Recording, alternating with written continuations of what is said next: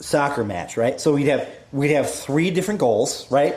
And you could score on any goal you wanted to. Field at the same time. Okay. Yeah, they'd be all in the same field. We make a new stadium. There's a 3-on-3. It'd be like a triangle. Yeah, it'd be like a triangle. We get a 4-team in. We get a 4-team in there. We'll get Cuba. Get in there. We have 4-team because they have the Dave & Buster's, my favorite place to play games. They have the four what do you call it? Air hockey. Oh yeah. So it's a cross. So you just play it. We'll make it four goals, and whoever scores the most goals wins. Tony, I think you're onto something. I think that'll probably happen, actually. Yeah. I mean, I don't think that's been announced, but I think so. I think you're right. It's a crazy idea, but I think it might work. I think you're right. We should make it even better and make it so it's the training staff that has to play, not the players. Oh, dude, a bunch of old guys? So the training staff and the coach have to do it. Dude, no, we'd have deaths. We'd have guys pay. I'm serious. Right. We'd have oxygen tanks on the field. Man, we'd be terrible. Yeah, could you imagine the old guys playing soccer? But yeah. Well, have you ever watched some of those Legends games? Yeah, but still, I think those are kind of cool. Chelsea had a Legends game against who was it? Inter. Speaking of Legends, side note to this whole thing. Adrian Heath played for what team in England? Everton. Okay, I found his soccer card online. The only soccer card he has. It's going for $2.50. Nice. Should I buy it? Totally. Because he has nice hair. His hair is hilarious. Yeah. I saw an article last week. Yeah. A picture of him. It's like you can tell it's 80s. Yeah. It's just like up. I can't believe he played soccer professionally. Yeah, well... he's a short guy. That's why he's called Inchy. Yeah, but like you look at the soccer card and you're like... But I guess it was the 80s. So, I mean... Yeah. Yeah, if that's the case, you should buy that card. Should I buy that card? And then I'll probably pay double for it because, I don't think I've made this point on the podcast before. Everton is my team, and the reason being, Everton is the only English Premier League stadium that I've been to watch a match. Everton versus Chelsea, and the reason I got into Everton, the reason that I chose Everton is because, first of all, English Premier League, that would be my league, and then at the time that I was getting into Everton and went to that match. I had Tim Howard and Landon Donovan playing for that team, and that's how I chose Everton as my team. Yeah, it's Everton I can't believe you've not been to more matches in England. I know. You go there my fault. How often do you go there? You go there once a year, don't you? Not anymore. You used to, but I used to go there at least once a year. Yeah. No, I didn't. I went to that game in 2011 or 12. And my biggest regret now after that was not going to more. Yeah, well, let me go back here. Dave Stevens, a friend of mine for 20 years since high school. He's a chemical engineer, and the company he worked for, he's traveled all around the world. And I can't believe all the places you've been. I mean, you've been freaking everywhere. I've been to Canada and Mexico. But you've seen a game in Everton. Yep. You've seen games anywhere else? No, I haven't. Germany? Nope. Ireland? Nowhere else? No.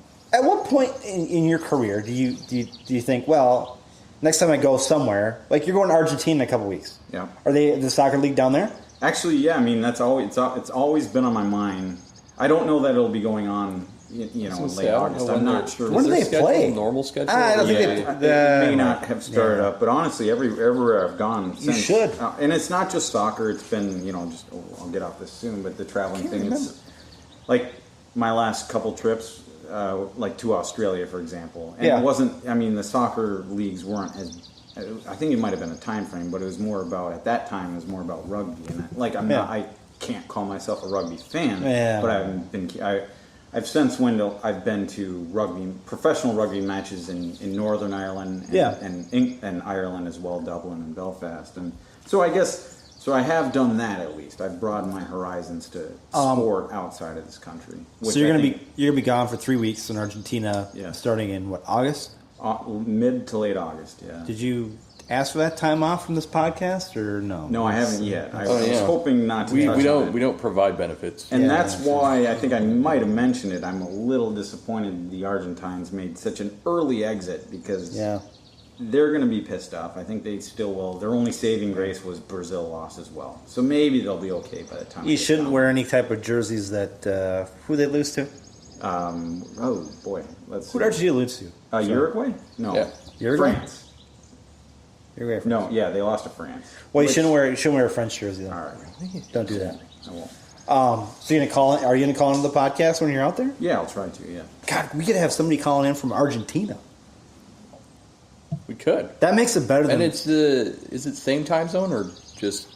It's a couple hours off. I think it might be like the Atlantic time zone, so it'd be 2 hours ahead at the most. That's better than me calling in from Wisconsin Dells.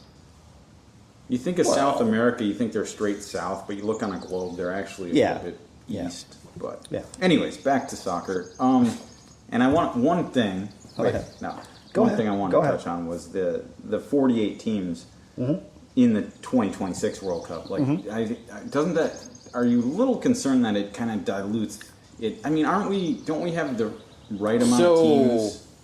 I do kind of think it dilutes it. Because look at this World Cup and some of the atrocious talent that's been in this World Cup.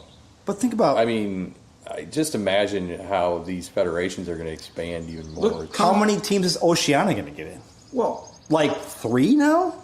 Maybe they're not going to get any. I don't. But I'm saying, if you get to 48, you don't have to look any further than CONCACAF, in my opinion. Yeah. Do we really need more than what do we have? 3.5 technically. 3.5. Yeah. I mean, if we get one more team, isn't that one too many? Maybe not. But. So you would think Panama would probably be that added team. Yeah, I mean, because they made it this year at our expense. They're Honduras, I guess, is also pretty.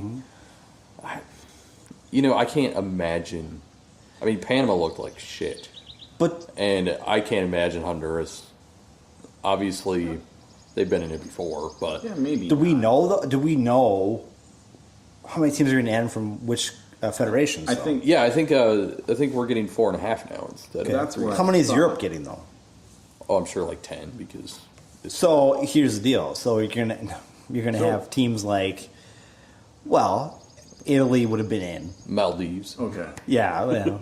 San Marino. All right. Yeah. Well, I think you hit it. Maybe it won't be that. I don't think adding another team or two from Europe, say this cycle, 2018. I don't think that would have been diluting the World Cup. No. But I think if you added another team from CONCACAF, other than the United States, of course. No, I'm sorry. Or Oceania. I'm sorry. Adding a team, Africa. Adding a team from Oceania is bad deal. I mean, I can't even think of who.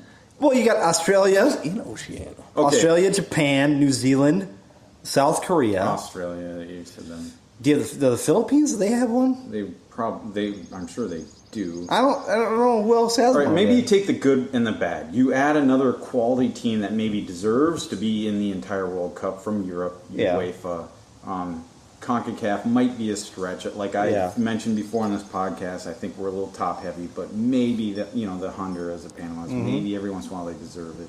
But you take the good with the bad. You add a couple teams that maybe don't deserve to be in the World Cup, but you take a couple teams that maybe do. So of the added teams, you get about half that field that should be there and maybe half the field that don't. So maybe you aren't diluting it. Maybe you're just making the tournament bigger, more games, more money. You hope so. The problem with making a tournament bigger, though, is the fact that you got more shitty teams in there. And people are going to start calling, this is a money grab. That's what it is. It's a money grab. Of course it is. But the counterpoint would be, you are adding a few extra teams that maybe should be there. Yeah. Okay. So,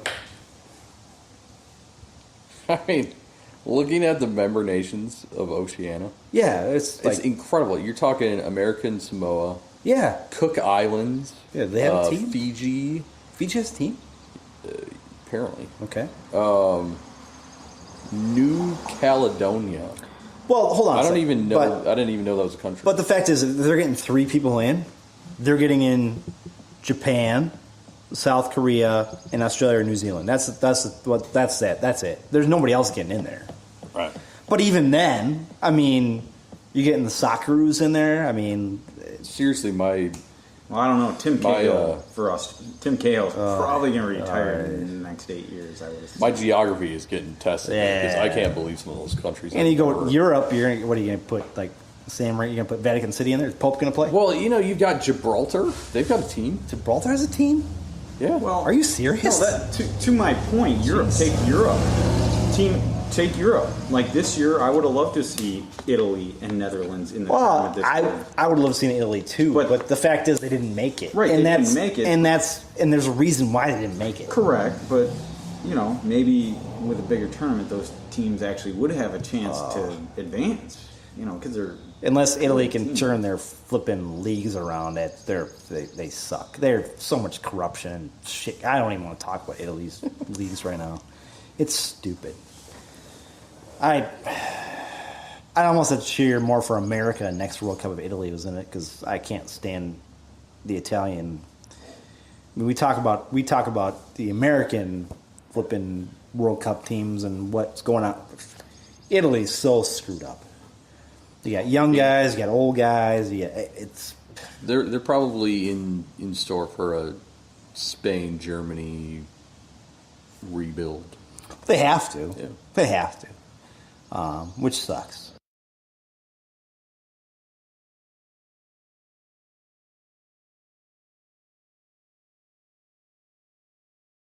All right, guys. Well, I think we've talked about the World Cup enough. Dave Sterling has to take a nap because he's hungover. It's okay, though.